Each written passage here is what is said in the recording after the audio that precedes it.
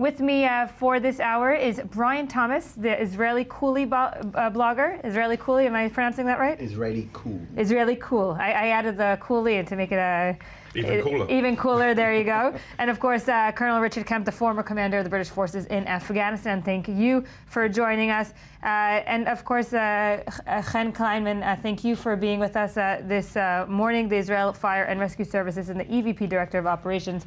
We'll start with you in just a moment. First, Brian, of course, being a blogger at this time, you have a double hat to fill. You have, of course, your blog that you need to update maybe, I don't know, hourly or daily, but also when in times of war, people are going to look at what you're saying maybe more than what they're looking at the media, more than what I'm saying. Sure, we are much busier. It's a group blog, so it was founded by an Australian, and he came up with this Israellycool name.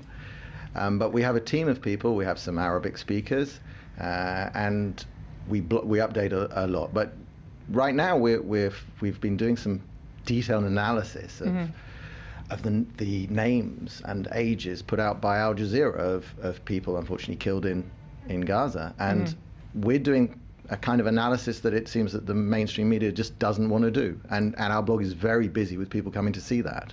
Let's take it back a few. The motive for putting up an Israellycool blog was not obviously in terms of the conflict. It was something completely different. And of course, the reality strikes here, and you have to kind of adjust your motives, right? You know, the blog has been always, it swings around from lighthearted and news about celebrities who visit and who likes Israel, who doesn't. We try to keep it very light most of the time, but then we write serious articles when we need to, and obviously when a war strikes we have both the serious analysis, but also last night Hamas were putting out pictures of an F-16 that they apparently have shot down. Of course they haven't. It's a plane from 2006 that everybody knows had a blown tire on takeoff. It's a very famous case. Hamas put this out as propaganda, and their people lap it up.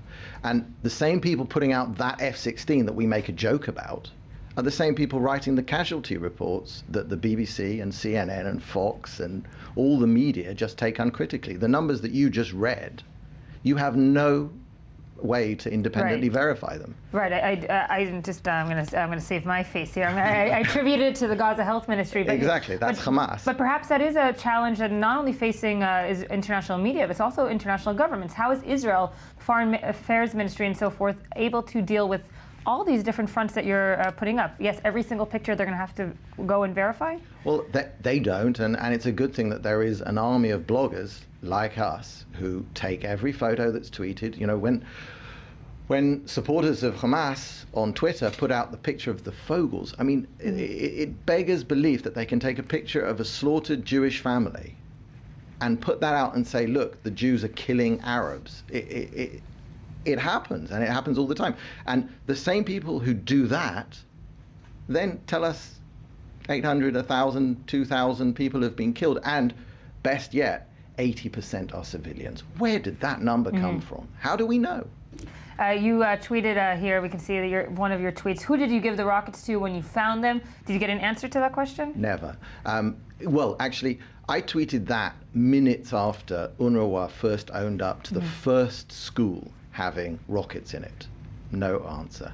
Then they found more rockets in another school, and finally it was admitted that the rockets were passed to the Gaza authorities, which turns out to be Hamas. So UNRWA are not only storing terrorist rockets, when asked, they politely give them back to the terrorists. And this operation, maybe compared to others, has been completely maybe also parallel in the social media, the way it is on the ground, more than ever, more than Castlet and so forth. But some will say, yes, it's taking place, it's waging in the internet, but it's waging within all, like the Israel supporters will speak with the Israel supporters, and the Palestinian supporters will speak with the Palestinian supporters, and there's not much impact on either side. Do you see that your tweets and your maybe uncovering of the truth and so forth are reaching the other side as well? There's two ways to look. There are sides. There are the massively pro-Hamas people. There's nothing going to touch them. Nothing is going to touch them except bombs, basically. Nothing's going to change their mind. They are sitting in Gaza, some of them. They are watching terrorists launch rockets from next to them, and this includes the world's press, and they don't mention it. So you can't touch them. And the pro-Israel side, that's great. It's nice to have a choir. But every now and then stuff trickles out. You know, our work on just pointing out that there are problems when 50% of the population of Gaza are women, but way less than 50% of the casualties are women. Mm-hmm. Just that alone, that does creep into the wider consciousness.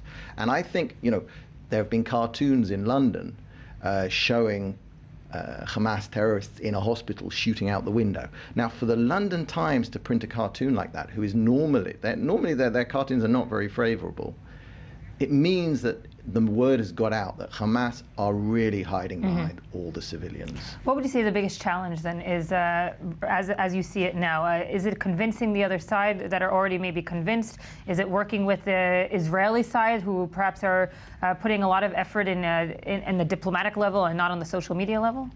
You know, Israel's improved. Look, the IDF spokesperson, I think, has done a tremendous job this time. They're getting stuff out very quickly, and that helps us. You know, when they put out videos a few hours after they occur, that's wonderful. Not everybody will believe them. The usual crew will say that they're propaganda, but I think the vast majority of the people who are not deeply involved in this are starting to get a message that this was a problem we had to deal with, and there was no way left to do it other than what we're doing. Brian Thomas, thank you. We're going to